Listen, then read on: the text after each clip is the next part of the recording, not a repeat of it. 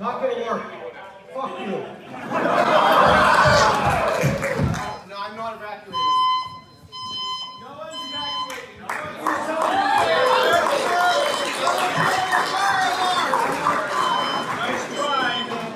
I want the... Screw the fascists and the fire alarm!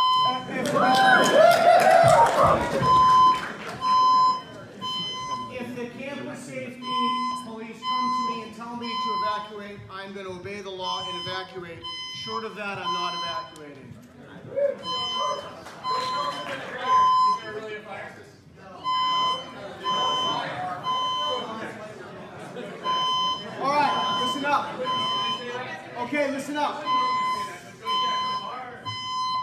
This is important. We are going to leave until this is cleared because we're law-abiding citizens, unlike the people who did this. And we're going to come back the moment Sergeant Willie tells us to come clear it, and we're going to continue our conversation.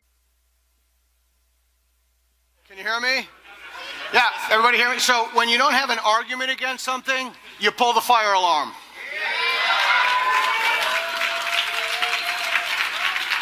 It doesn't even rise to intellectual cowardice. Okay. So hopefully in that hiatus, not only did folks get a little exercise, but you had a chance to look at the page 26 of the Progressive Style Guide, which will be shaping our discussion tonight. So I'm going to turn to Sargon and ask him what observations do you have about page 26 of a Progressive Style Guide. When I find, is mine working? It's not working. It's a lot longer. Testing, testing. Can you hear me? Ah, we have something. Okay, I will actually find page 26 of the Progressive Style Guide. Did everybody have a chance to see it? Yeah, look, I wasn't prepared for homework either, okay, so, you know. It's not there. Here. No, it's all right. I have it. There we go. Right. Yeah, so I'm sure some of the more eagle-eyed amongst you have spotted some remarkable terms to be avoided by decolonization activists. This is genuinely an incredible thing that I never thought I would ever see written down, because most of the people who want to protect this don't have systems of writing yet. Right? Folklore, magic, myth, and sorcery, as well as superstitions, you're not allowed to use those terms if they're being used to describe a belief system as being less valid. That's literally protecting superstition in the name of tolerance and progress. Isn't that amazing? So what's fascinating about that is, if you look at that and if you have that in front of you, if used to describe a belief system as less valid, well, guess what? Some belief systems are less valid than other belief systems. And to think otherwise, it's not only wrong, but you're trapping those people who hold those beliefs in a delusion, a perpetual delusion. Well, it's even worse than that, isn't it? If I can't describe someone else's belief system as less valid, then surely that must mean I believe that belief system. That's right, yeah. Because otherwise, if I can't say it's not valid, then what's my argument against it? And, I mean, we'll go into how much worse it gets, actually, because... So, I think that the mistake is for people to think that this...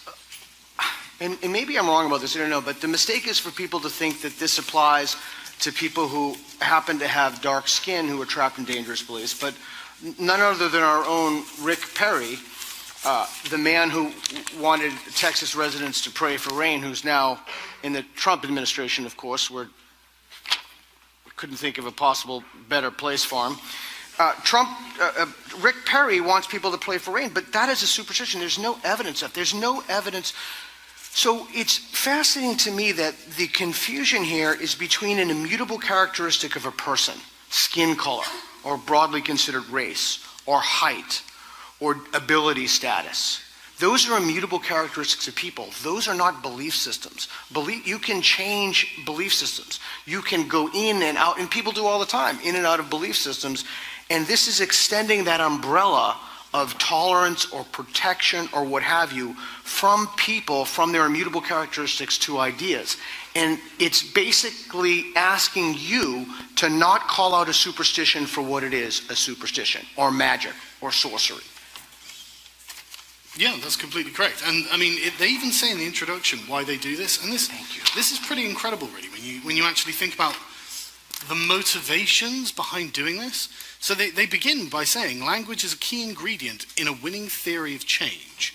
Language can build bridges and change minds. By acknowledging the ability of language to shape and reflect reality, progressive campaigns can become more powerful vehicles for social change, inclusion, and justice. Now, that is a demonstration that they're using a postmodern lens, because they're not trying to establish truth or falsity or anything like that. They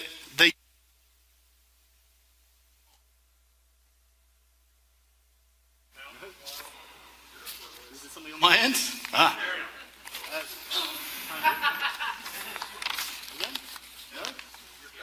Okay, I don't know why.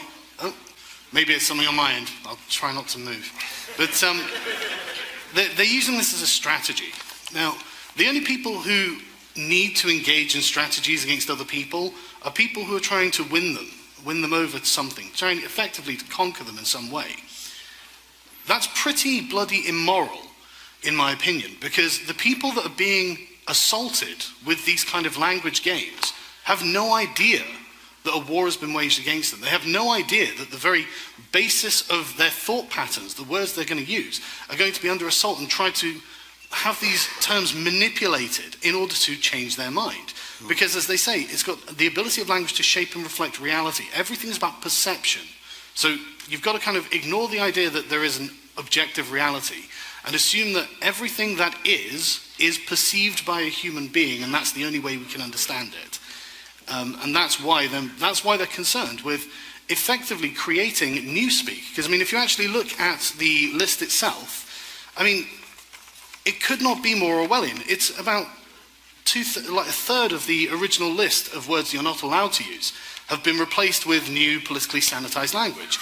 That's absolutely no different to what Orwell described in 1984. Yeah, and the idea that we need to protect people's ideas from criticism, well, not only is that the opposite or antithetical to what a university should be, but we need to teach people how to have conversations with people, and all ideas have to be on the table. Yeah. And as long as you're criticizing an idea and not a mutable property of a person like skin color, for these folks to come in and change the language, that's just insidious. There's a certain nastiness to that. That's why we term this, after the Jonathan Rauch book, Kindly Inquisitors. And that's part of the Kindly Inquisitors book written in 92-93 that's incredibly prescient today. But I want to use this concept of not attacking ideas or not enabling ideas to be subject to criticism to the other sheet that you have. And I want to talk about something that's on college campuses today, approximately 200 college campuses, bias response teams. Can I, quick show of hands, who's heard of the bias response team? Okay. Who's ever come into contact with the bias response team? A few, only a few. Only a couple, right, okay. Okay. That's interesting. So, bias response teams, and this is from Portland State University. If you Google Portland State University bias response team, this will come up immediately. Bias, what is bias? Bias is a state of mind. Now, bias response teams, you can be reported, and those reports go to our friends at the campus police department here, who have truly been wonderful in my past events, and I'm very grateful for that. Bias response teams, you can report incidents anonymously to the bias response team, and then those are subject to investigation where you can be removed from the university, you can be thrown out. But let's take a look at what their definition of bias is. Bias is a state of mind. Wow, that's not even language, that's thought police. Oh, yeah. It's a state of mind. Well, before we go on, the thought policing aspect, that's what the language control is about. Yeah. It's about eventually controlling, exactly as the party wanted to do in 1984. I hate to keep coming back to this example because it feels hackneyed to do it, but they are literally saying you can't use certain words. And the reason they do that is so you can't properly express certain concepts. So they are literally coming for your thoughts. That's what they want. There's no end to where they're going to try and get. And that gets reported to the police department here. Those Yes. reports are then logged. It's a tendency or inclination that impacts our behaviors and perceptions of others, either positively or negatively. So let's take a look. Now remember the theme from a progressive style guide. Look at the theme here. So covered under this, let's see. Protected class, including but not limited to race, okay, color, religious ideology. Religious ideology. National origin, it's immutable. Veteran status, sex, sexual orientation, gender identity, sexual expression, physical or mental ability, or, and get this, political affiliation. That's pretty incredible, isn't it? Political affiliation. So basically what we're saying is, who's going to volunteer to be the Nazi? Because they are obligated by their own rules to protect you because of your political affiliation. And if people say that I don't like Nazis, you can get those people in trouble. This is Portland State University has actually protected Nazis. So good job, Portland. Can we give them a round of applause for that?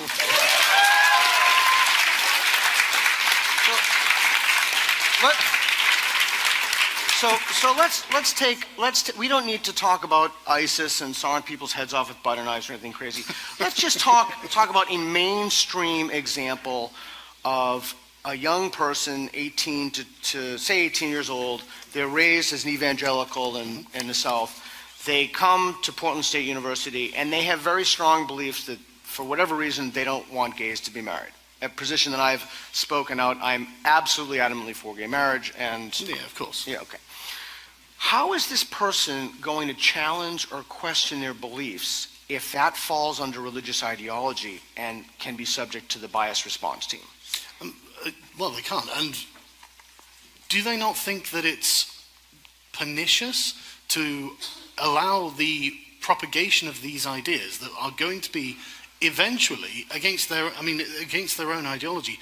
I mean, imagine if the entire university became, rabidly Catholic and strongly against gay rights and gay marriage. I'm not trying to judge all Catholics with the same, tar them all the same person. Our host is Catholic here too. But, whichever ideology, it would propagate and you wouldn't be able to address it.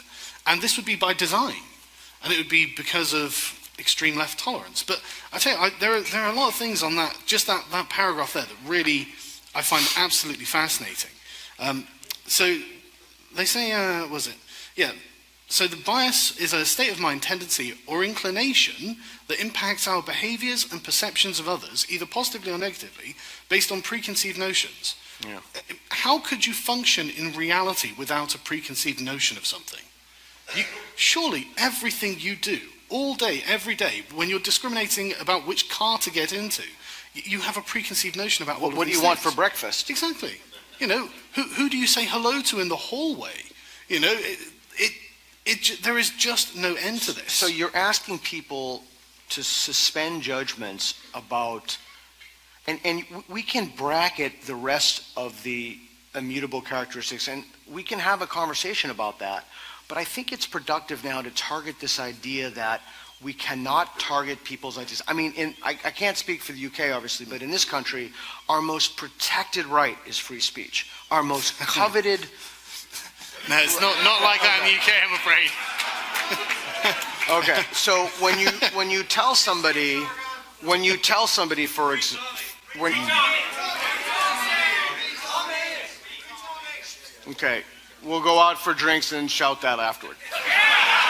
So when you tell people that in a university setting there are certain ideas that are off limits, that's a problem. Yes. And part of the problem is that it not only does it trap people in ways of being, but it's not what a university is about. We need to debate, we need to challenge, we need to argue, we need to explore.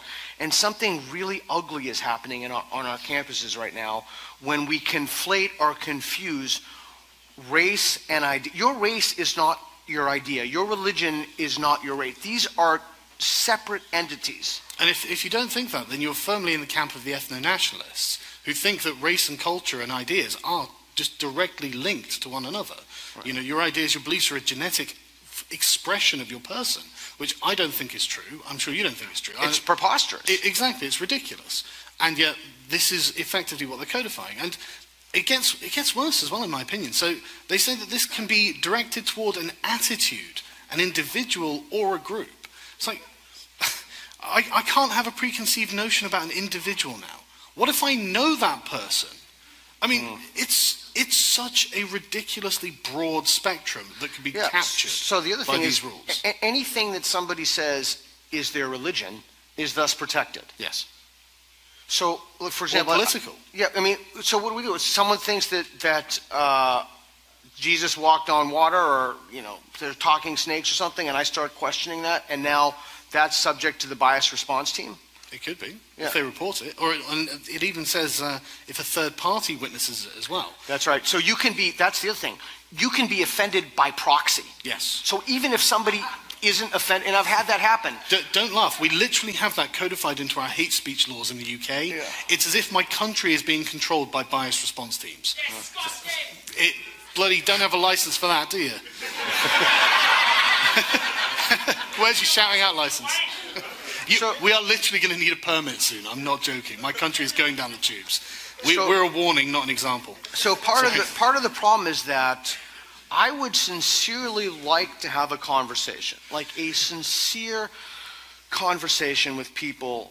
I want to know why someone could possibly think that this is a good idea. I want to know why someone would think that not calling sorcery, or protecting the practices of the Dobu in Papua New Guinea, in terms of verbal assessment or analysis, I would like to know why someone thinks that's a good idea. And I'm being very sincere, because if there's something that I'm not seeing, I really would like to know what it is. But the problem is that now I'm not allowed to ask people to have these conversations, because as one of my colleagues says, that itself, my other colleague didn't want to join us tonight because he said that challenging or questioning the bias response team is itself a type of bias and can get you reported. But that's an amazing Kafka trap, isn't it? It is this, or we're not, you can't get out of it. You can't even criticize us. Well, they've got you locked down in that regard. And when, in full disclosure, and I asked him if it was okay if I could say this beforehand, he said, why don't you get a couple of people from where we think this problem is emanating, and we'll challenge them to a debate. I think I can say that was the gender studies. I wasn't going to say it, but okay, now it's on film. You'll notice that the stage is lacking anyone with pink hair. Yeah, so. and the problem with that is, not a debate, I invited, it's not punching down, I'm not asking a random person here. Hang on, it's punching up. They control these universities. Right, and I've asked them at the Demore event to come, they didn't come. We asked them at the James Lindsay Helen Pluckrose event to come, they didn't come. And one of my lawyers told me, that's the plight of being me in this age, my lawyers are everywhere. One of my lawyers told me that if I ask again, that's not only is it subject to a bias response team, but it could be a Title IX violation for persistent harassment.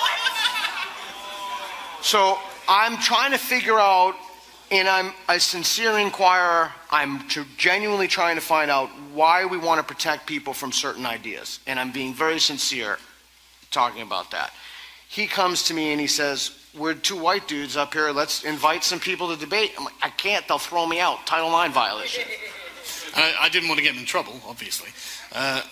So yeah, I can't believe that not one person on the gender studies faculty has the stones to just come up here and explain to us why we're wrong. I mean, this is their job, this is their entire career. I mean, if we went to the science department and said, hi, right, we're a bit unsure about the validity of physics, could you come and debate us on that? I think they might take that up. They're going to be like, well, it's going to be an easy afternoon for me.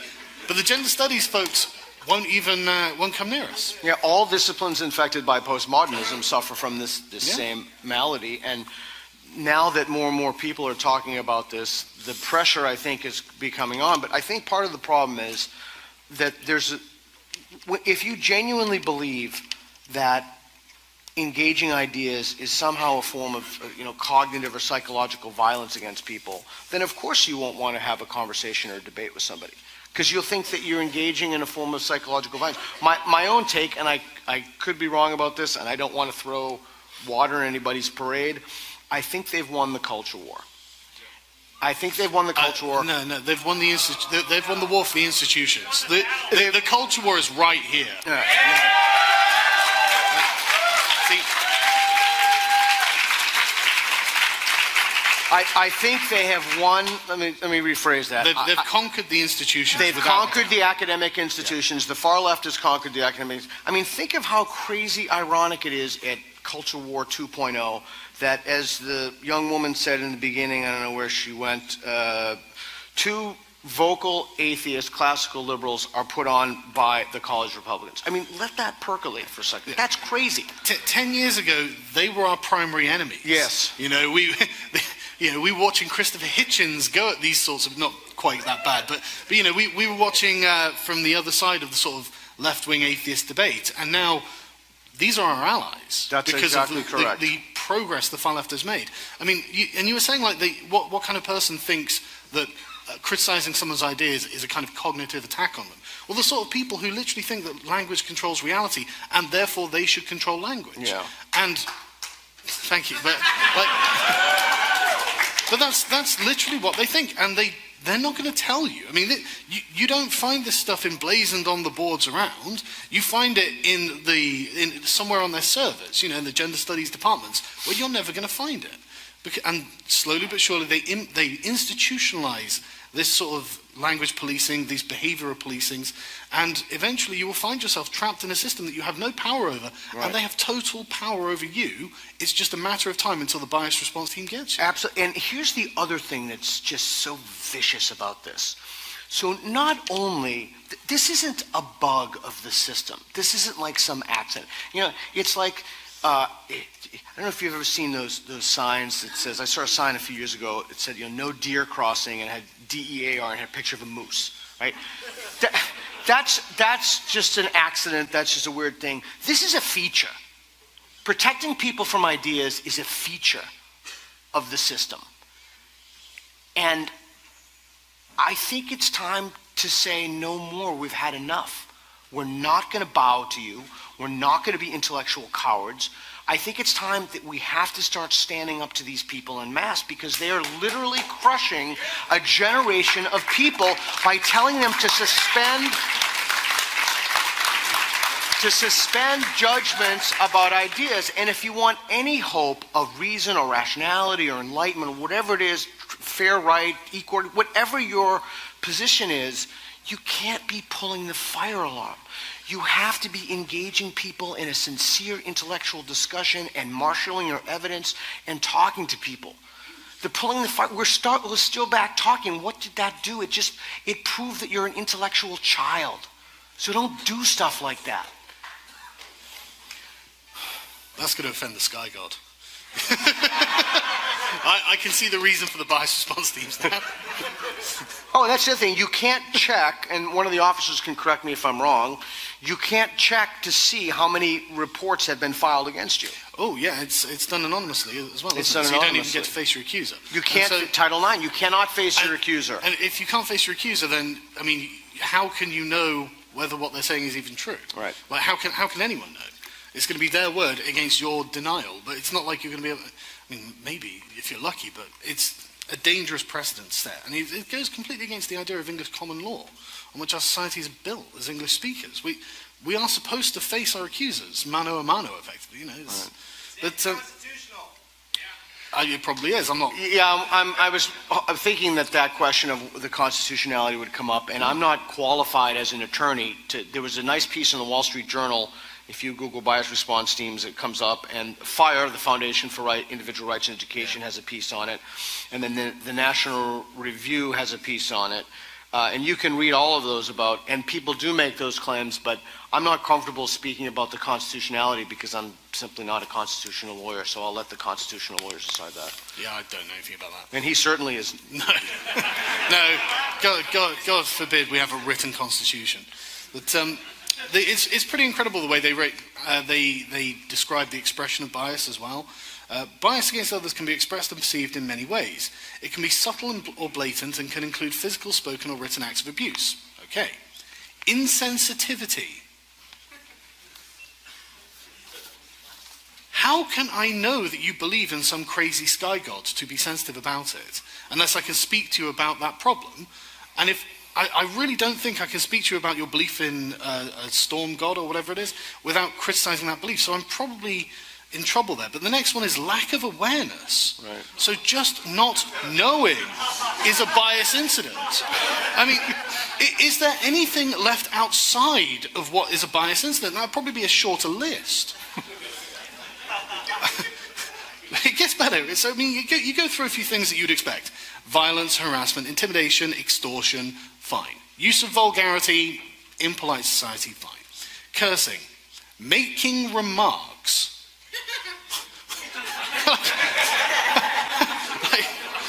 I have a commentary on the thing you're doing. I'm afraid that's an incident of bias, sir.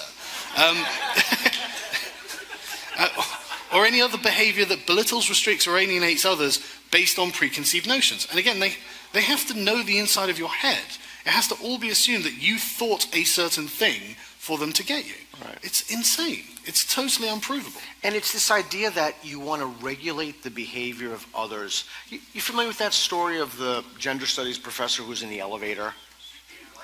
The gender studies professor was in the elevator, and they went to the wrong floor, and a guy made a joke about, evidently it has an old pedigree. I never heard of the joke before, about the lingerie. I never heard it before, but evidently it's kind of like a thing. Well, instead of this individual saying, hey, you know, that's just a dickish thing to do, please don't do that, it's, you know, it's not cool, and then they could have talked it out. What does she do? She attempts to adjudicate that through, she writes letters, she wants to get the guy fired, she's demanding apology, and good for the guy for not apologizing. I wouldn't apologize to her for 2 seconds. You know, if I've done something wrong and I think that it's, you know, if I've sincerely thought about it, then I will apologize. I think we should. But this idea that we are incapable of then say, look, you said something, it was a really uncool thing to say. We can have that conversation. You don't need to write to the chair of the department. You don't need to call the bias response team. That's what adults do. Adults have conversations, and we don't use the expression man up anymore, but we person up. You know, we should... We should be able to have those conversations with people, and without fear of retribution or without fear that some entity that's been... And the other thing is that this is institutionalized, and once something is institutionalized, it's very difficult to get it out. Yeah, I mean, this isn't just them saying, we'd really appreciate it if you would not have any preconceived notions about people, despite the fact that, I mean, often people of a certain faith, like Sikhs, wear turbans. That's designed to give you a preconceived notion. It's a way of signaling to you, I am a Sikh, like a Jewish person with, I can't remember the name of the skull cap, yarmulke. You know, these are ways of signaling to people that your preconceived notions have some validity about me. You know something about me by just looking at me, and I did that deliberately. Yeah, but, and it's really interesting because if there are instances, and I'm positive there are instances of discrimination, racial discrimination, we need to talk about that. And that's not cool. And if somebody does that, we need to call them out on it. But the way to do that this is not the way to do that. You're trying to do something else. I just throw a quick... That's a bias against racists. Well, yeah, I am biased against racists, so... Right, I'm calling the bias. I guess I can be reported for that. I don't know. Bias response. So, I'll just share. I'm kind of in a sharing mood, and I haven't even had any drinks tonight. But I was at the grocery store the other day with my daughter, and you're very sensitive when I talk about daughter. My daughter's adopted from China, and she's 12. And the guy at the cashier had, you met my family. Mm-hmm. The guy at the cashier had obviously been there for a long day, and he said something to her like, "Oh, aren't you, are you from Japan or something?" I don't know why he said that, but, and my first thought was not, oh, what a racist, horrible, heinous person. My thought was like, here's a guy, he's trying to be kind. He's trying to be a decent person as a young girl, and that's in his worldview. And I talked about it afterward with my daughter, and fortunately she has the psychological resilience. She wasn't traumatized by, I mean, where are my friends from China here? Where are my friends from China? Where's all my friends? Raise my Chinese friends. All these people, raise your hand, my Chinese friends. Hey! These are my friends from China. They actually do live in my house right now. It's astonishing. Maybe that one woman there, her husband's a famous policeman from China. It's my friends from China.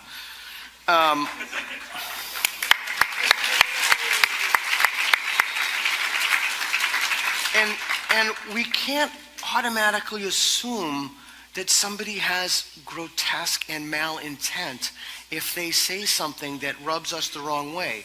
We can't become so brittle that we have to rely upon an outside institution to adjudicate that dispute for us. Yeah, but if we can't do that, how are we going to catch the sinners? Because, I mean, what they're doing here is effectively trying to create a kind of progressive version of Sharia law. Yeah. They want to police every aspect of your behavior to make sure it's within the orthodoxy. And the bias response teams are basically the progressive version of the police of vice and virtue. It's what they're doing. Right, and what it does is it makes us lesser people. Makes you dependent. It makes us lesser people because then we think that we can't talk to somebody if there's an issue, that we have to automatically escalate it up top.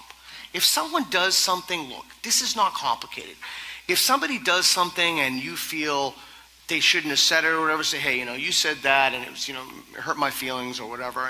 And then if they could say anything to you, but that's how we behave in a civilized society.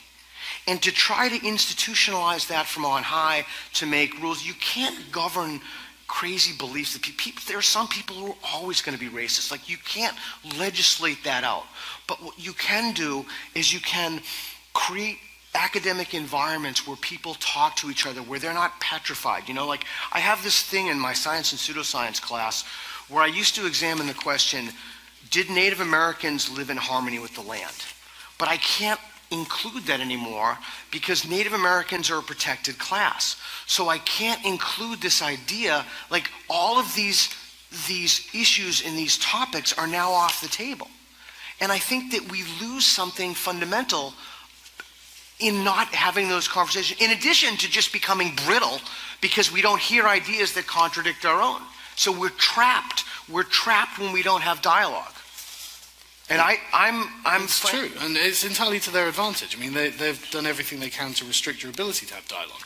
They've said that you can't have preconceived notions about people, you can't express this as bias, which everyone does all the time about everything, and they've even gone as far as to determine a bunch of words you can and can't use. I mean, what are they missing? What step is there left for them to control?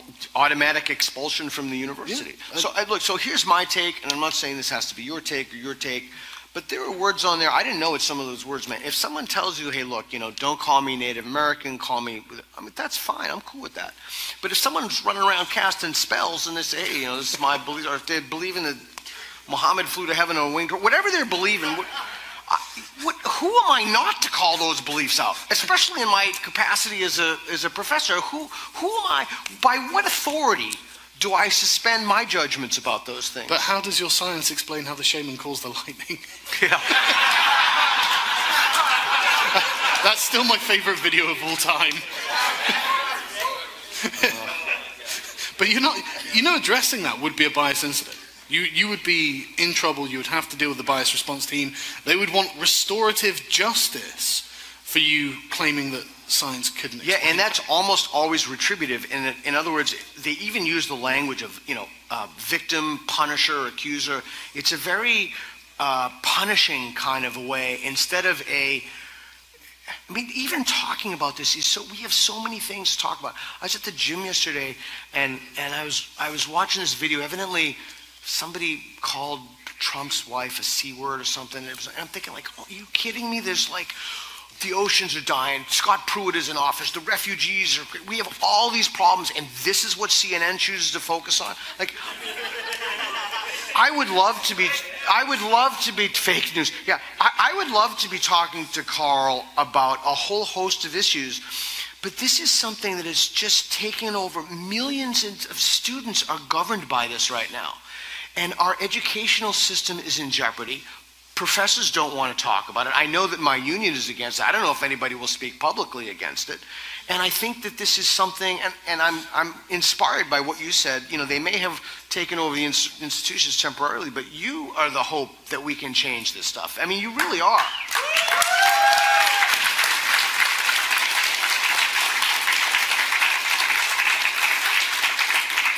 The question is, how does it change? Because once these things become institutionalized, they're very difficult to remove. Honestly, it would have to be something like civil disobedience. Essentially, yeah, you guys kind of are revolutionaries for being here, because if you want all of this nonsense taken out of your institutions, you're going against the status quo now. So they're going to use all the power at their disposal to maintain their position, and you can get all of this information from their own literature. What do they call it? What was the term? The hegemony of white privilege or something. Robin DiAngelo's White Fragility. There was just a big billboard in Portland. Andy Ngo tweeted it out that, they've constructed their own literature about this. I don't know. I think thinking about what the solution to this is, I really don't know. I wish I could come in here and offer some great solutions. The only things that I've come up with is we have to get the people who pay tuition to be aware of this stuff. They need to know the sorts of things that their children are being taught. And this is absolutely not a Portland State issue. This is a university-wide issue, public and private. It's at it's at Eugene, it's at Reed College, it's everywhere. It's a ubiquitous problem that needs to be addressed. So we need to get the people who pay tuition to be aware of this. We need to encourage professors to speak up and say, I've had enough. That I'm not dealing with this anymore. I'm not going to bow. I know I'm not a racist, and I'm sick of you calling me a racist or a bigot or a homophobe, and I'm not going to deal with it anymore. That has no weight on me. And until people start doing that, until we have enough a threshold, a tipping point of doing that, I don't see this problem going away. Well, I don't think it's going to. I mean, they've got their claws in, and they're going to do everything they can to maintain where they are. I mean, you're absolutely right. An accusation of bigotry from a social justice type holds absolutely no weight at all. I mean, it's just ridiculous. That's the natural. And this is another thing about the sort of the use of language. You'll notice how they never come out with a moderate statement, do they? Everything is the most extreme thing. You're a Nazi. Exactly. Exactly. Okay, where do you go from there? Brett Weinstein, you're a Nazi. Yeah. A Ben Jewish Shapiro, Bernie he's a Nazi. Sanders, you're a Nazi. Yeah. Where do you go from there? You know, it's got diminishing returns every time you call a small Jewish man a Nazi. Another dissenter is born, and the bias team has more problems on its hands. You know, Ben Shapiro, you're a Nazi. It's ridiculous, and Dave Rubin, you're a Nazi. I guess that's a big thing about Jews now. They're into being Nazis.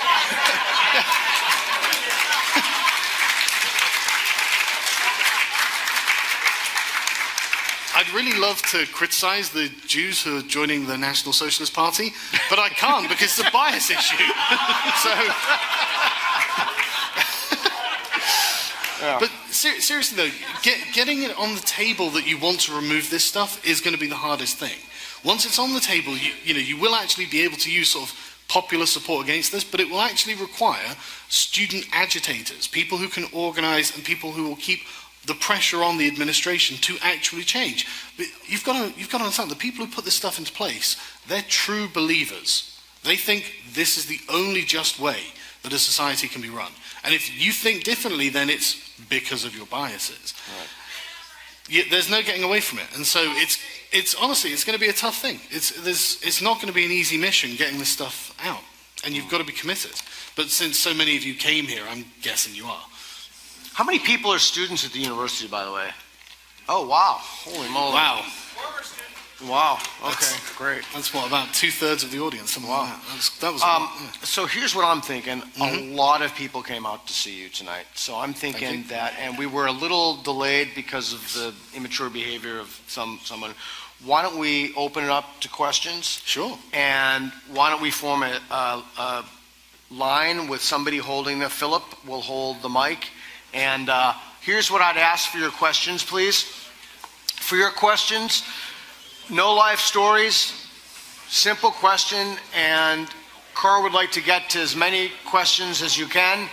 If you could please say your name before your question, and just ask your question, no comments, and see if you can do it under 20 seconds. It'd be great. Then we can get through the whole line.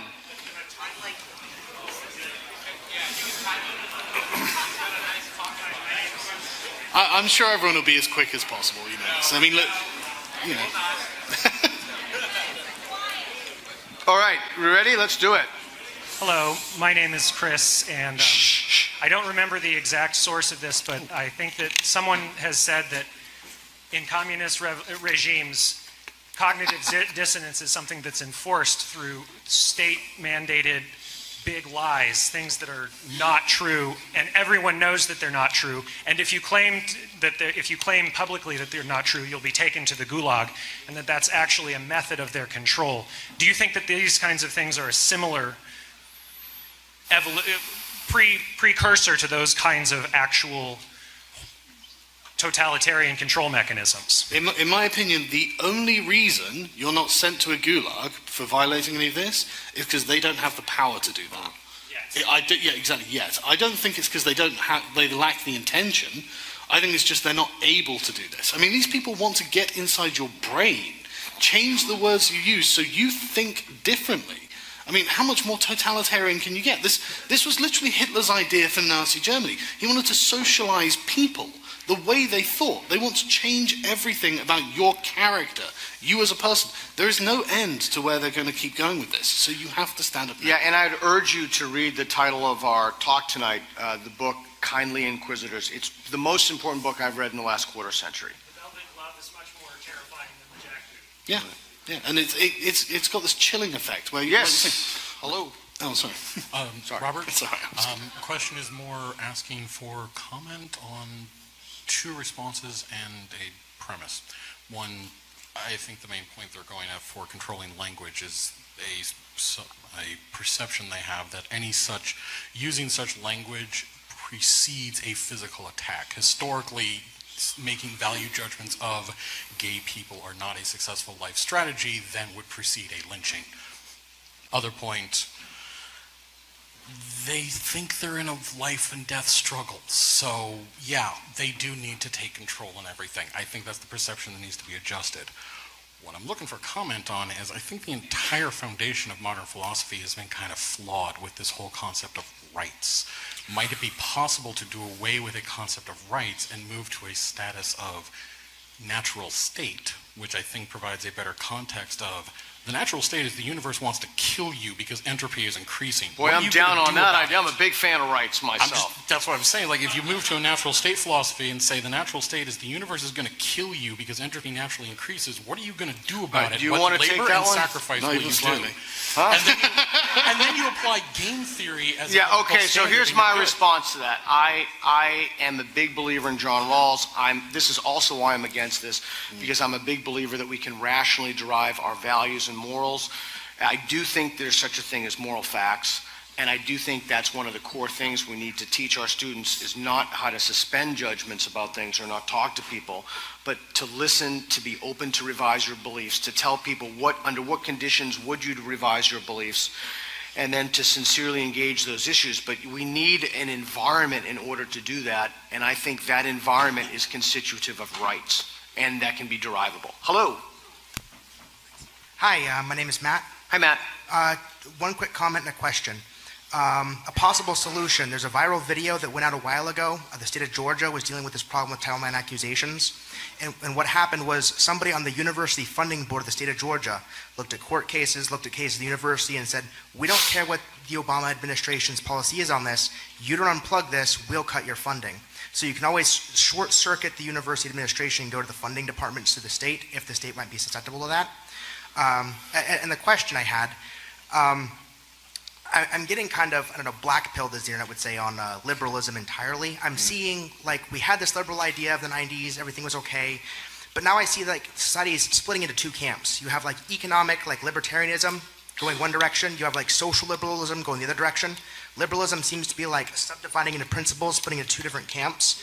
and I'm wondering if this is inevitable, where this went wrong, maybe a future video series for Sargon. I'd love to watch it, or if you could make a quick comment on it. Good question. Jesus. I should have expected heavy work. I don't know, it probably is inevitable. I don't know, I think I'll have to give that one a bit more thought, to be honest. I don't have a ready answer, I'm afraid, sorry. Good, what about good. Made us think. You got any thoughts on it? No. I'm really sorry, man. We'll talk about it afterwards. We'll go to the pub afterwards and we'll talk it through, because I'm sorry I don't have an answer for that. Okay, and just to keep this moving, can we please keep all the questions and comments to like 15 seconds or less so we can get through everybody? Yeah, and I just want to say one more thing about that. That was actually a great answer. He didn't pretend to know something he didn't know. He didn't sit there and bullshit you guys. He didn't waste your time. He said, you know what, I got to think about that. I know. That's an awesome answer. Thank you. I love how I got a round of applause for not knowing something. I'm really sorry. It's a great question, though. Well, that's the kind of. It's a big question. It is. I can't just give you an off the cuff because it is, and it's also. I probably will, yeah. It's also the kind of culture that we want to create. When someone doesn't know the answer, they say, "I don't know," without fear of recrimination or shame.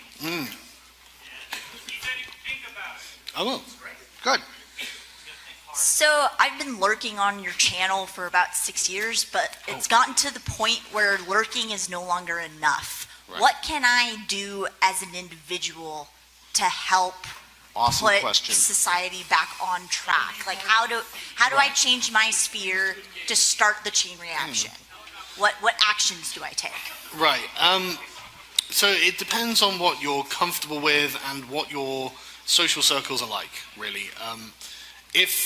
If you are surrounded by people who you know are far lefty, pro-bias report types, then you're going to get a hell of a reaction when you start sharing sort of like one of my videos or Dave Cullen or Stephen Crowder or something like that. They're gonna start screaming at you over your Facebook feed. I mean, there's obviously the direct engagement with obviously watching, sharing, liking content, donating money to whoever your favorite creators are. But talking to people, you'd be surprised how many people who, when I just going around Portland, how many people like I've had to speak to, and during the course of the conversation, they've asked me, well, what do you do? And I was like, I'm here to do this.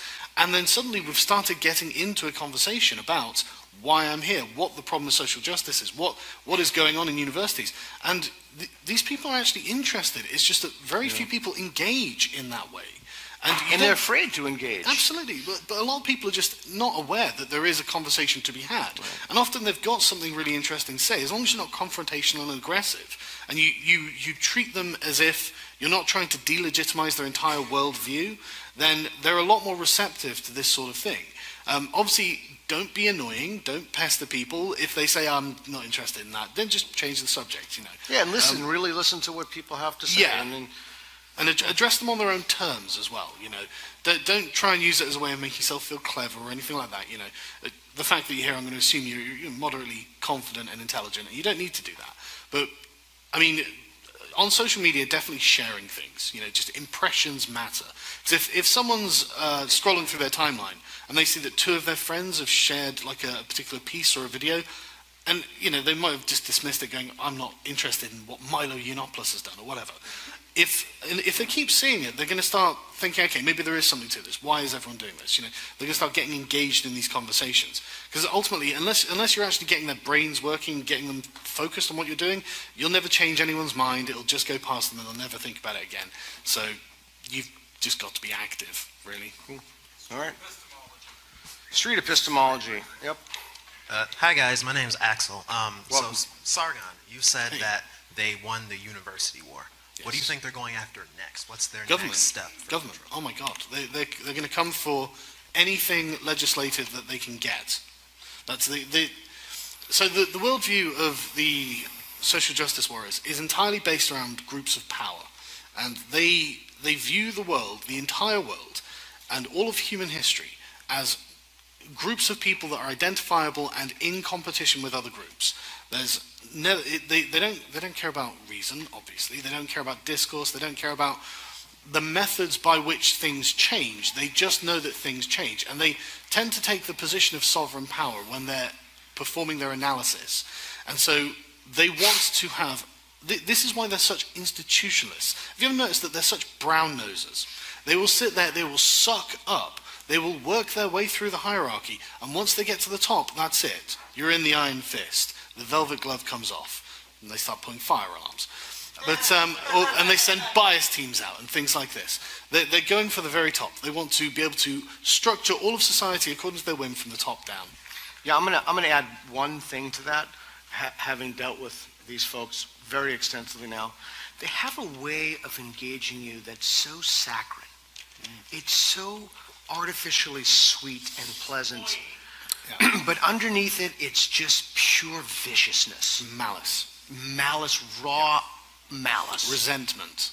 That's it. Resentment. And you're absolutely right. They absolutely have an affectation. And you could hear this very clearly in the conversation Lindsay Shepherd recorded in, I can't remember the name of her university now, but you could hear it. Wilfred Lawyer, yeah. You could hear it in the tone. They had to say a certain kind of word to make sure that they were being polite, but just the sort of undertone of it was... They're kindly inquisitors. Absolutely. It was venomous. She was a sinner, and she knew it, and they knew it, and they were going to get her. Yeah, and they're religious too. They have a new religion. The fall of the Abrahamic traditions went intersectionality. All of this is a manifestation of the new religion. And Sargon, when is your next petition? Good question. I don't know what I'd be petitioning. Thank you. Next. Howdy, my name's Sasha. My question is one I've actually asked Sargon before. Oh. In the process of debate, how do we avoid charisma taking over and defeating a legitimate perspective, idea, based because somebody is just that good at arguing and shutting someone else down? Good question. Really. I'm not even sure there's an answer to that. I mean, this is a problem that's been in existence since debate was first recorded. So if we're still struggling with it now, I'm guessing there isn't just a common sense answer. But I mean, debates are always public spectacles. You know, that everyone knows that. Everyone knows that you're going there to put two sides to the test, and effectively it's like two champions warring. It's long-form discourse where minds, I think, are really changed. You know, and I think that's why. I honestly think that's why that like podcasts are becoming a huge medium at the moment. Is people are happy to spend, you know, when they're on the treadmill for an hour or something, to sit there with their earbuds in and actually listen to a conversation and see the back and forth rather than an explosive, fiery debate on a stage. As fun as that might be, I don't think it's changing any minds. Yeah, I mean, I honestly consider, you know, I'm sure you remember the whole thing with Mike and Jim, where Mike wouldn't engage, and you know, honestly, Mike's comments were his debate. Yeah. So, I agree. If you can't do it publicly, you can just do it remotely, and it's still debate. All right. Thanks for your question. Next. Hi. I just asked for Hey, you're the chap that I was talking about just a minute ago. Glad you turned up, man. Glad you came to Portland. Interesting crowd. It's the YouTube comment section came into real life. Basically, right? That's exactly it. On that, though, I'm curious about the advice you'd give your followers, the actual word, for how to approach debate on the internet when you don't face a person, you don't have that humanity stopping you from just saying something vulgar. Is there any aspect of time you should reintroduce before you retaliate with a comment? How would you approach debate, which is a live in-person thing, put to a technological media? Yeah, it's even worse in comment sections, because it's someone you don't know. Often they're not even using their name. Yeah. So it's just a representation of a person whose feelings you don't care about, obviously. And a lot of the time you're watching a video or commenting on an article where it's a particularly heated subject, and people say whatever the hell they like, and it's not conducive to debate. It's not going to be changing anyone's mind. If you're lucky, you can find an honest interlocutor. If you're lucky. But it's very rare that you do this. But the comment threads that are actually... I think comment threads are actually really undervalued when it comes to dialogue on the internet, because if you actually spend your time well formatting, and this is important when you're having a comment debate, well format your argument in response to theirs, and if they're smart, they'll do the same to you, then I think that something like that that actually has the potential to change minds. It's just you can never measure it. You don't know how many people have read this and have thought about it. But the fact that people do it, I think, must mean there must be some value there, even if it's just for themselves. But honestly, debate on the internet is cancer is a way of putting it. It's very rarely as productive as it is in person between two people who have actual honest intentions in having a conversation. Good to see you. Thanks for coming. Yeah, thanks for coming, man. I didn't think you were gonna. Hey, Reed. Hey, Street guys. epistemologist from LA. Yeah. Awesome. Good to see you. I'd like to get your thoughts on the mixing of two ideas from Jonathan Haidt's The Righteous Mind. Wonderful book. And Kindly Inquisitors by Jonathan Rausch. Okay. So you know about the moral matrix from The Righteous Mind. There's harm and fairness. And there's the humanitarian threat from Kindly Inquisitors, which is about harm, pretty much. How can we argue that the liberal principle is a better way of dealing with preventing harm and fairness of these types of groups that are oppressed? Do you want to go? I haven't read Kindly Inquisitors, so... So my take on that, two things. If you don't think that your moral beliefs are rationally derivable, then you really have to think that they're products of culture. So they have to be arbitrary. Now, certainly there's some extent that our moral beliefs are arbitrary. One of the things to me, what being a classical liberal means, is that and why I think that dialogue is so important, is that we can figure out, and I mentioned John Rawls before, we can figure out that there really are better ways to treat each other. Like, we can rationally derive kindness as a value. The problem is that we have predispositions. When I was at Kilroy, Clay Rutledge, the psychologist, told me that his research uncovered that about 50% of the people have very strong predispositions for supernatural beliefs. And one of the ways we know that is we know that through identical twins separated at birth. It's how the way that we test IQs. It's just a great way to test things. The problem is that we have propensities to certain things, and how do we know that the propensities that we have towards justice or fairness or egalitarianism, treating people kindly, how do we know that those aren't products of our brain states as opposed to being rationally derivable? How am I doing so far? Excellent. I would argue that the way that you know that is through some kind of Socratic dialogue. Engaging people in a conversation, listening to their answers, and it's called the Elenchus, coming up with a counterexample, coming back with a counterexample. And I think that if you do that, it's like a gold sieve, and you have the sieve and you're shaking it, but instead of dropping gold, you're dropping moral propositions. You're dropping sentences about morality.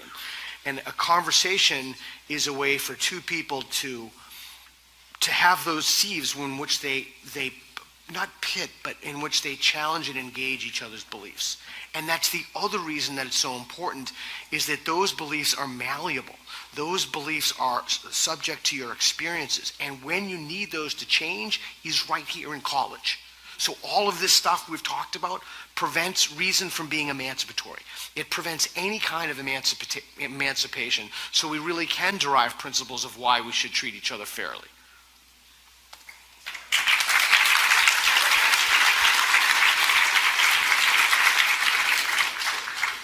Hello, both of you. My name is Landon. I drove up down here from Seattle, so thank you for coming. One of the things that separates, I guess, at its very root, Western civilization from other civilizations is that we figured out the importance of dialogue and reason that doesn't lead to violence, that doesn't lead to physicality. So my question is, as someone who believes in that at its core, which I do, how are you supposed to establish the beginning of a debate with somebody who rejects that idea altogether? Where even is the starting point? How are you supposed to initiate a dialogue with people who think that by the very act of you trying to initiate a dialogue that you are trying to dominate them? How do you even begin? It's very frustrating. Yeah, that is a great question, actually. So, could I take it, or you? Yeah, no, you go ahead. So that's what my next book is about. I just got a book deal from DeCapo Press, and it's how to have. Thanks. It's how to have impossible conversations, I just want to unpack this because I think it's so important. So, I would have loved to have those conversations here at this university, or basically at any university. So basically, I was going to find somebody who was anti-gun, who thought literally no guns in society, police shouldn't have guns, no one, and someone from the NRA who thinks literally everybody should have a gun. And I was going to have conversations with them live on stage for an hour or two with Q&A in 2 successive weeks. But then I thought to myself, like, I don't want to deal with people pulling the fire alarms. Like, I want to have an actual conversation. It doesn't do anybody any good to pull the fire alarm.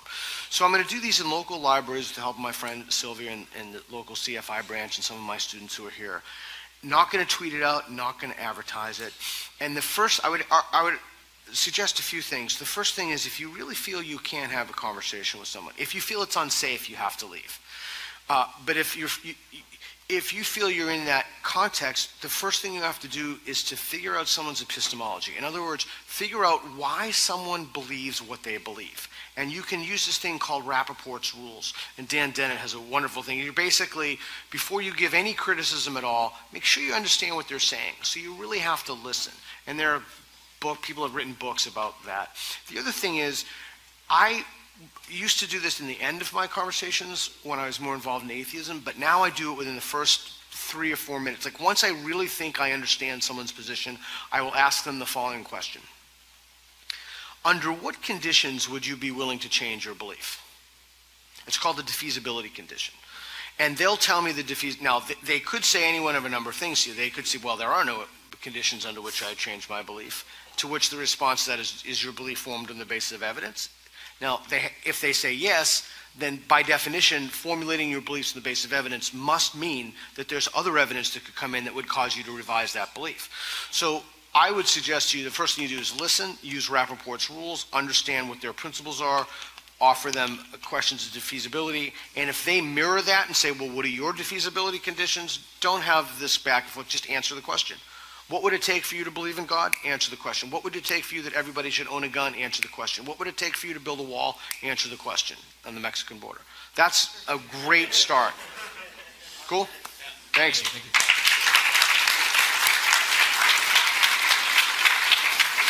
Hi there, guys. My name's Ike. I've been studying. Thanks. I've been studying Japanese culture and economy because I'm hoping to become an international business major later on in my career, and I've been trying to see if I can pinpoint any way to use Japan's economic system, which is more capitalist, last I checked, to be able to debate people online and in person on why capitalism can be a functional system, albeit still have a few flaws. Not that I want to focus on the flaws, but rather focus on the strengths, because nevertheless, it is a solid example to where I feel like if I can't pinpoint them to get them to say what kind of socialist country has failed, I can show them a capitalist country that is doing very well, or at least is very stable, at least in a modern era. Okay, so the first problem you have whenever you debate any kind of socialist is, from the position of being a capitalist, is that you're not debating on the same terms. Capitalism is an amoral system. It's a toolkit. It allows you to do things. Socialism has a moral direction. And this is what Stephen Hicks talks about often. It's essentially a religion at this point. It doesn't matter how many times socialism fails, because they will find an excuse to reinforce their beliefs that they don't have to change and that capitalism did this, the evil archenemy. So you're really going to have a hard time persuading them through anything other than what will effectively boil down to a moral argument. I hate to advise Ayn Rand, but unfortunately, Ayn Rand actually has some good points on this. There's an essay she did.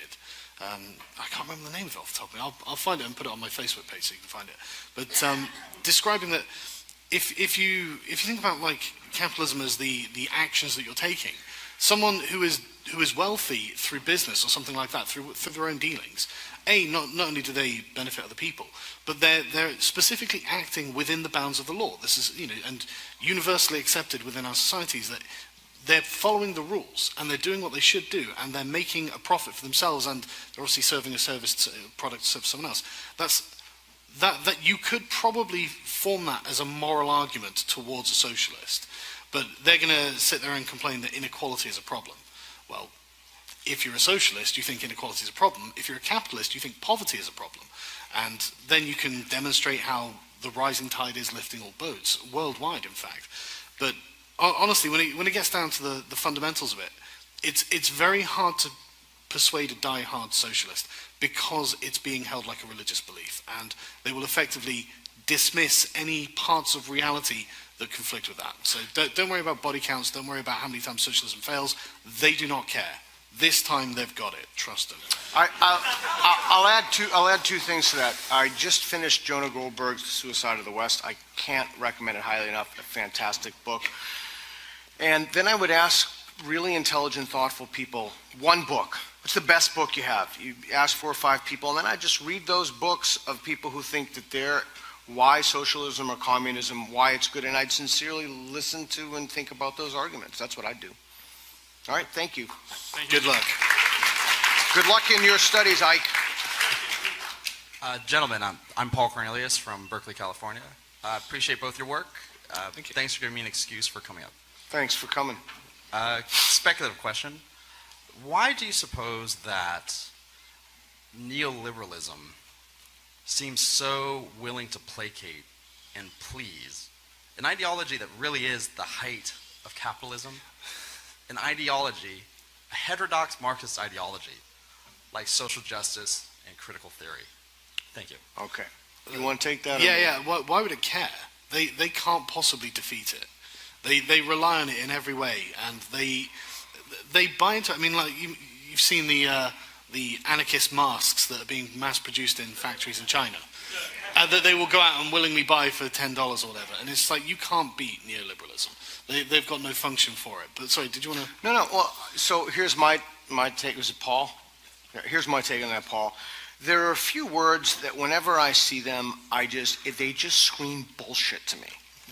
Like, when I hear neoliberalism, it's like kind of a phrase that Foucault used to like to use the word, but he didn't really know about the economic systems, and so it's a kind of a placeholder term that makes me very suspicious of what those arguments are. Hegemonic masculinity is another one.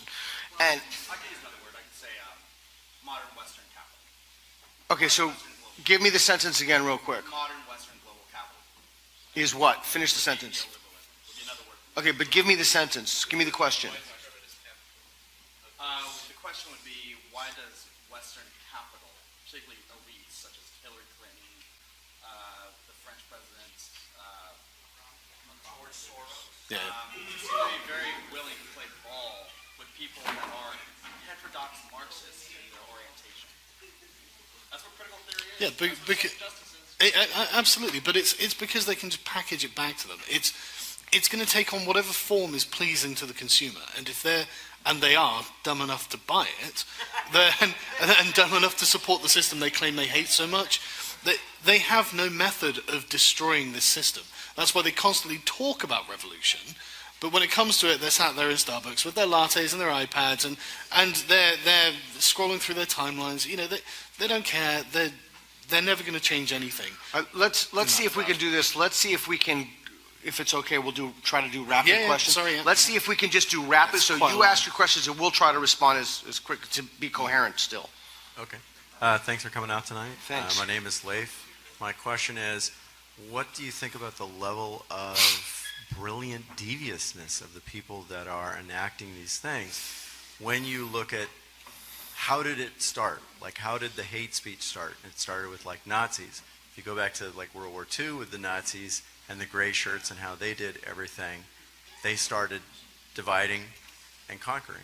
And now they've taken that very term and made that the core of what everything else springs from. So if you even say the word, I personally am not racist or anything, but I see from a nomenclature point of view how they're literally finding something which did it before in history and they're repeating it. sorry, what was the question? I got caught up in what? I got caught up in the like, level of deviousness. The level this of is like deviousness. to think that these people are dumb. They're diabolical. not. They're really, really smart. I don't know about diabolical. That. I mean, in a diabolical way. They're smart in a really messed up way. No, they are. They're just really cunning, and they think in different ways than you do, and they're trying. Yeah, look, they have a kind of cunning in that they've manufactured their own knowledge. They publish in their own bogus journals, and Jordan Peterson's famous for saying 80% of papers in the humanities either get cited none or one time, and you can Google that statistic comes from the literature. So they've manufactured their own line of knowledge that's not tethered to reality. They then use that to institutionalize these utterly insane ideas. And they have mechanisms in their literature like Allison Bailey or privilege-preserving epistemic pushback or white fragility. They have mechanisms in their literature to keep these things in place. And if I can say one thing to kind of raise, this is a very complex issue. It's taken me years to think about. But what people out of the academy don't see is that they're training students, they look at this as an indoctrination mill. And they're training students to think a certain way and have their own epistemology, their way of viewing the world.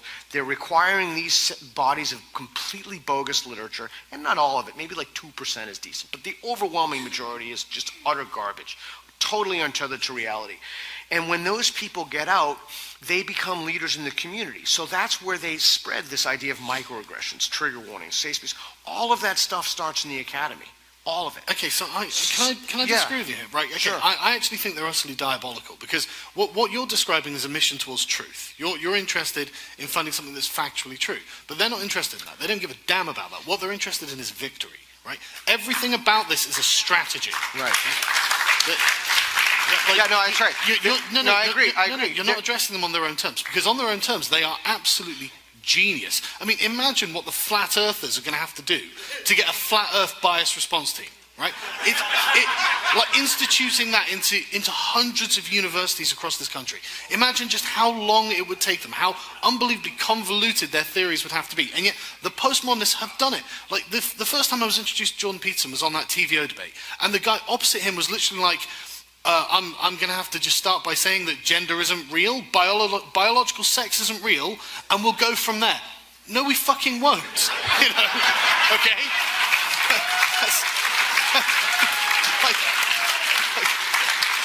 I mean, I could hardly believe the brass balls on that little soy boy, but But this is the point. These people are literally so clever, they have actually made it so that they are sat on a panel and you're treating them as if they are a legitimate source of dialogue and they might have something to tell you because of how good their strategies are. Yeah, so, I'll give them the good strategy, and I'll give them that once they get in power in universities, they hire people like themselves. Oh, yeah. And don't be deceived by this whole talk about diversity. It's just a code word. Diversity by definition means no ideological diversity. It means ideological conformity. That's what they really mean. So they hire people who are like themselves. They manufacture lines of literature that are completely bogus. I will admit that that's a very good strategy. I mean, they've been extraordinarily effective. Amazing. They've been extraordinarily effective. Given the tools that they had to work with. If they were really smart, though, don't you think they would have come on stage with us tonight? No, because they're not gods, you know. They thank God, you know.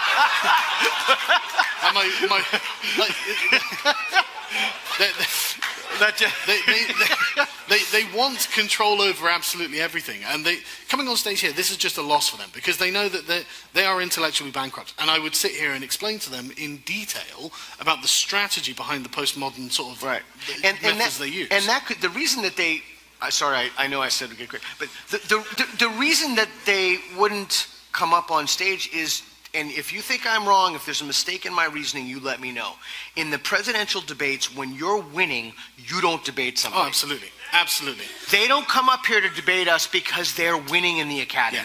Yes, this is absolutely true. Like they would only stand to lose on this stage. Even if they won, they could still be perceived as punching down. You know, who are we? We're just two randoms. You know, They absolutely do, and they already do. Yeah, that's how they get out of it, and that means that they don't have to worry. But I mean, there's no doubt that there are conversations going on right now, looking at the size of this audience and them saying, right, this can't happen again. There will be people in their administration saying this will not happen again, and they will do everything they can to scupper you doing this in the future. So you have to make sure you don't give them a reason to do that. Make sure you stick within the rules and make sure you get what you want, because this is a defeat for them. This is a defeat. This room is a defeat. That's...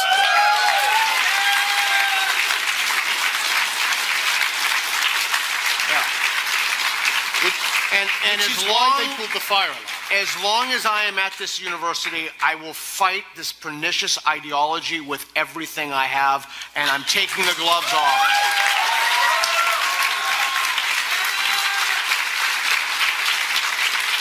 All right, next question. Okay, my name is Nathan, and just kind of had this interesting thought over the last couple days. So postmodernism has, in a sense, been almost too successful in kind of corrupting all of our institutions. And it kind of flipped for me, John Lennon's Imagine flipped it on its head. So just your kind of thought on this stanza.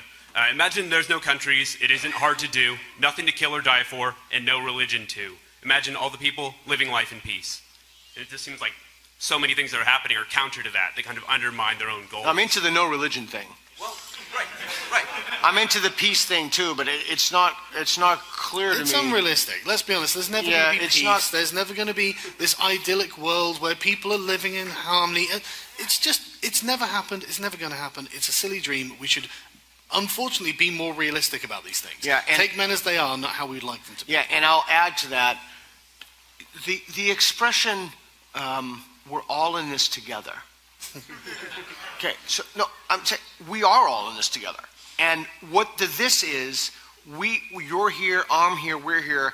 Anytime you break somebody into a smaller and smaller increment, intersectionality, anytime you look at somebody into, oh, there's a black woman, or who cares if it's a black woman? It's totally irrelevant to the conversation.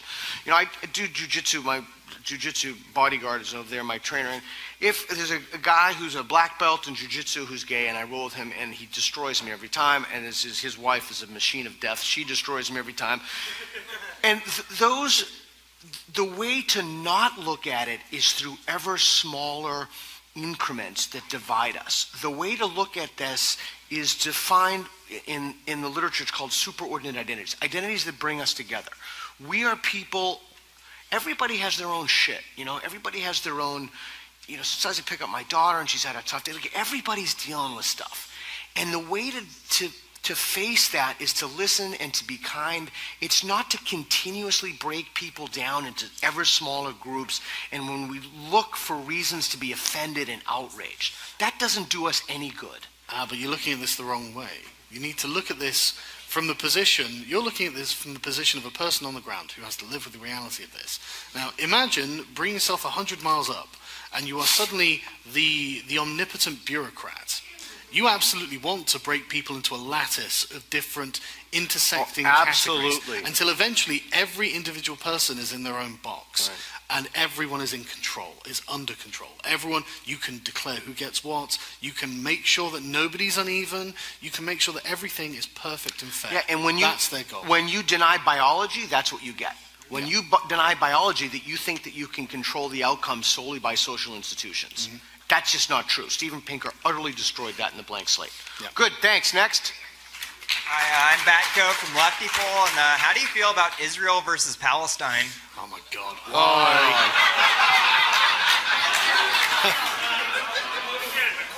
This hasn't been controversial yet. Go on.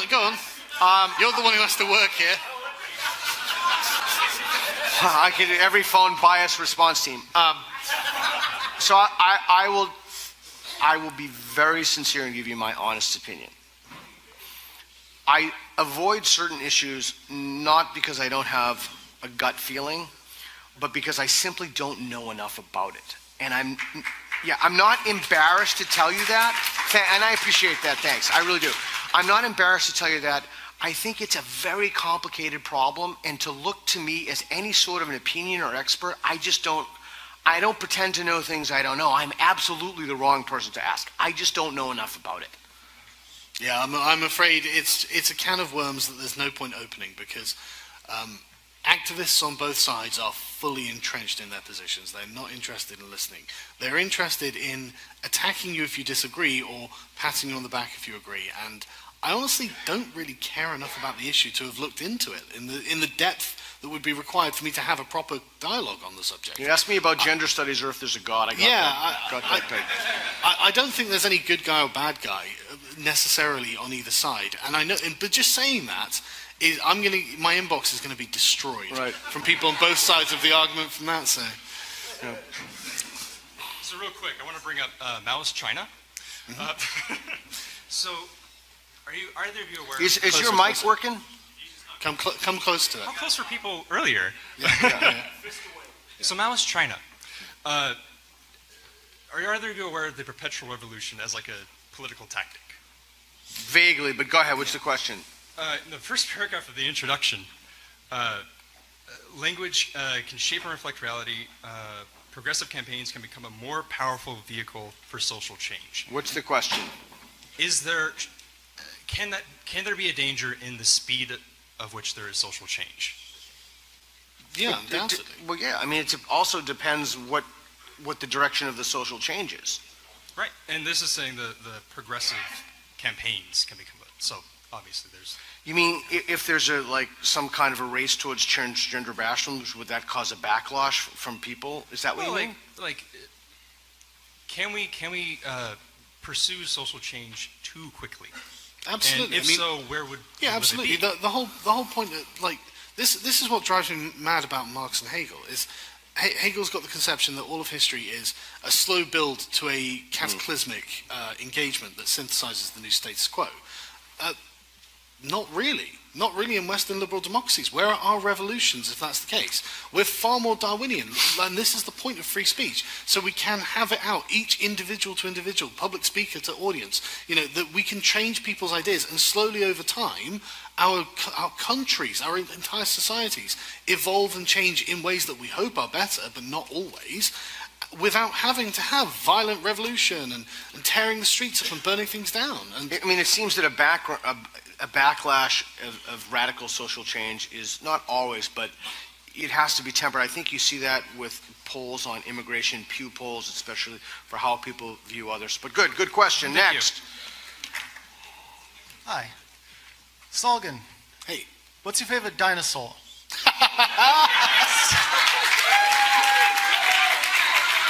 Sargon, have you even read Siege? I'm weirdly partial to baryonyx for some reason. I can't even explain why. It's because it's got a massive claw on its finger, and I don't know why. As a kid, I always found that interesting. Next one. All right, next. Let's go. Yeah, you don't adjust it. Just speak into it. Go. Hello. My name is David, and I'm for free speech. I paid attention to your Twitter a while, and I want to know... Whose? Not Sargon. mine. Really? Yeah. Sorry. I don't know why anyone would. I want to know, do you still trigger the alt-right with black cuckold porn? And if so, do you have any on your computer right now? I would never need to store it on my computer. Google, it's only a Google search away. But yeah, it's like that kryptonite. It's like that kryptonite, so of course. But yeah, I'm not on Twitter anymore, obviously. But people seem to think that I was banned from Twitter for that. I wasn't. So Twitter had no stance on it. Wasn't cuckold porn. It was gay cuckold porn. I'm not going to thank you for your question. I enjoyed it. Next up. Hi, my name is Andrew. Hey, Andrew. I have a question for both of you, I guess. So I'm a freshman here in Portland, and I have a question on how to. So I'm taking Intro to Journalism right now, and I guess I look at a lot of articles from around, classics like The Guardian, CNN, Vox, and... What's your question? Sorry, I'm rambling. But how can I be objective? Like, I see their kind of journalism, and I sort of look at it, and I sort of break it down, but how can I be an effective how can I be an effective reporter or interviewer by being as objective as possible? Is there a way I can do that? Yeah, okay. You've got to start by understanding your own personal philosophy and your own biases. What are you in favor of? And you've got to practice self-discipline. You've got to actually understand your own position, understand their position well enough to be able to understand when you're deliberately favoring one thing, or not even deliberately, sorry, unintentionally favoring one side over another. You're never going to get it right. You're never going to get it right. It's going to be a constant process, but you've got to, I find the easiest thing to do is try and approach it twice from each side of the argument, and when you're doing whichever side, try and treat what they're saying as credible. You know, try and treat it as the most charitable interpretation, and then you've effectively got to synthesize what you believe to be the truth of it from what you've got. But it's going to be an eternal struggle to do that, and it's the action, the attempt to be objective is way more important than the goal. You'll never reach the goal, but the fact that you try will incrementally, day by day, make you better at what you do in that regard. There's something awesome about being sincere. There's something just. It's just a good way to be in the world. You can develop good friendships. You can develop good relationships, a more fulfilling life. And I see this stuff as the opposite of sincerity. It fosters insincere people who behave in artificial ways. But anyway, I would also ask your journalists